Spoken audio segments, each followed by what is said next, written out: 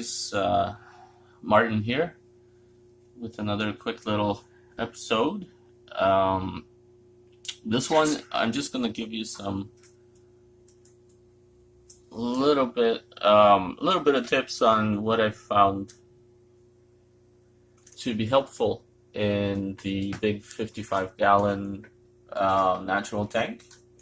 You can see all my plants are back to proper health. Fish are doing great. So why am I making this video? I decided to update you guys on the 55-gallon tank again, simply because I love the tank. It's coming together, and if you've been following me, I have had some issues where this plant here, due to some issues, decided to turn brown leaf on me. I did cut all the brown parts of the leaves off originally. So all the green leaves would have room to sprout up. So now that you can actually see that has happened. The plant has fully recovered. This is a swordtail plant. It has fully recovered. And part of the reason is regular water changes, as well as what I really wanted to let you guys know is lighting. I have some decent lighting here. LED lights.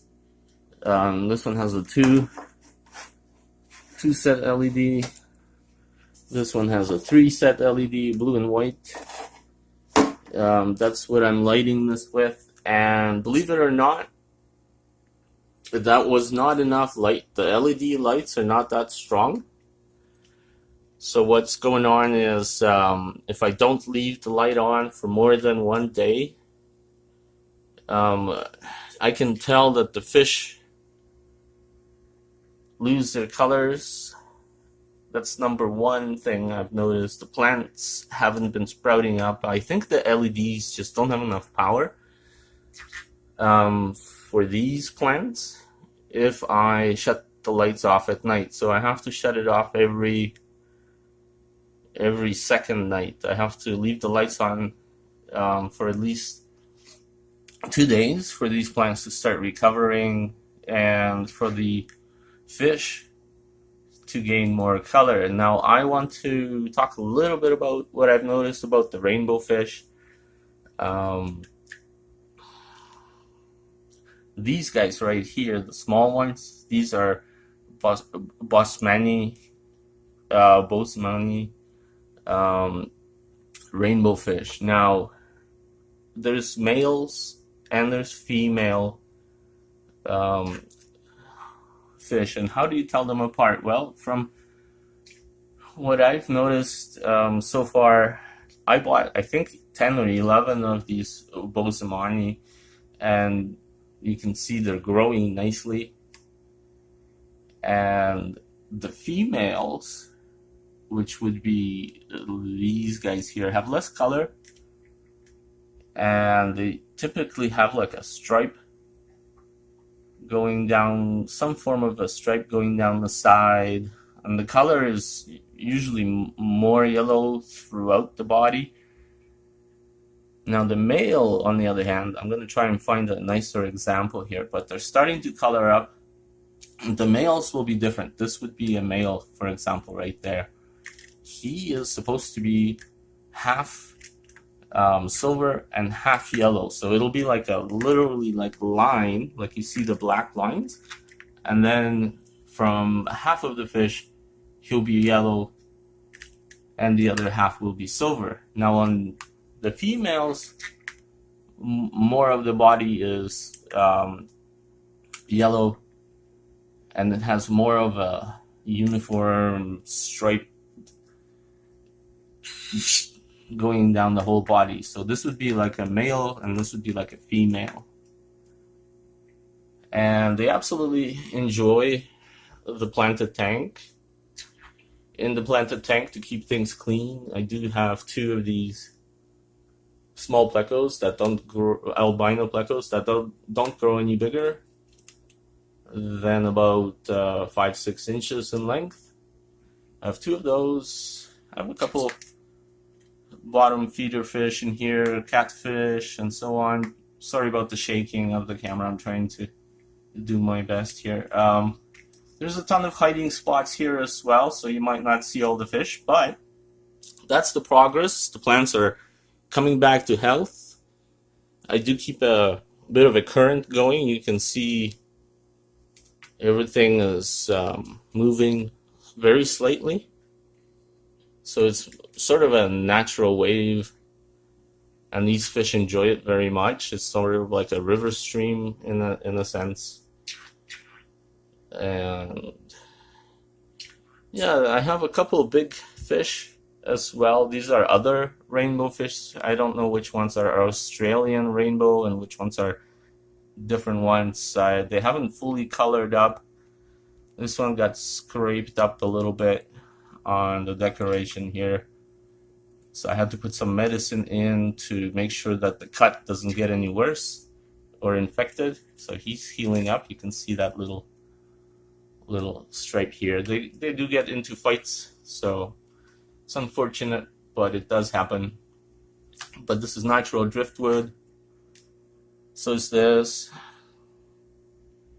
A lot of natural rocks and plants. This plant here, as I started the video, I talked about lighting.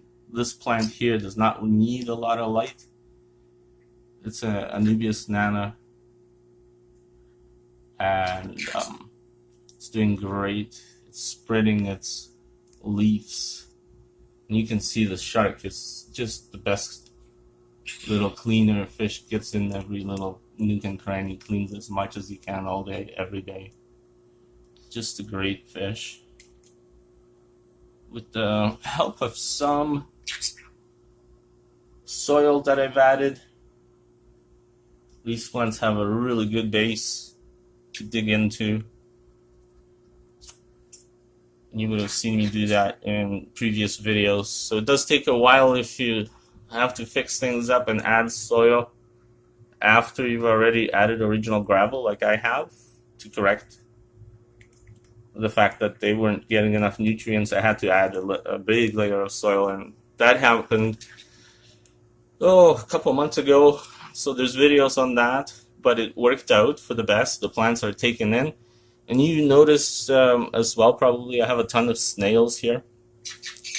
The snails that I have here, I keep growing them out. They keep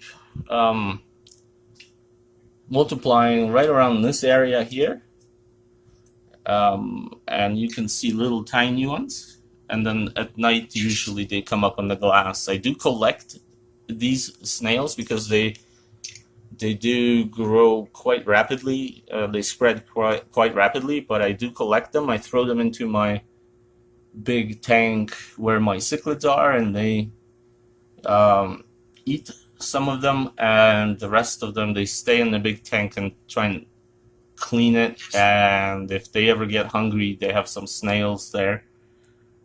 Great in case you forget to feed your fish. And a lot of people are scared of these. They think it's a pest. They want to get rid of it. I found them to be extremely useful. These guys right here cleaned up all my brown leaves really fast. All the bad leaves here, they cleaned that up so well, as well as like the soil. They dig in there and they clean up everything on the top layer. Almost like a cleaner fish. I find a huge benefit to keeping them in the tank. At this point, I've had them for several months, and they have not overtaken anything, and no need for assassin snails or anything like that. I actually use them to my benefit. So instead of like getting rid of them, flushing them down the toilet or anything like that, I actually use them. And you can see how nicely these plants have taken in all the new leafage and things like that. It's due to that increased lighting, the added layer of topsoil that I've added. That has helped. And a bit of a more regular water change once a week. And now I'm starting to see that it's not just the plants that are doing good. The fish are starting to regain some of their colors, and they seem to swim differently, a little bit more of a happy group. They're growing nicely, and yeah, see the stripes on what a female would look like. One more time. So it seems to be quite a bit of females that I have.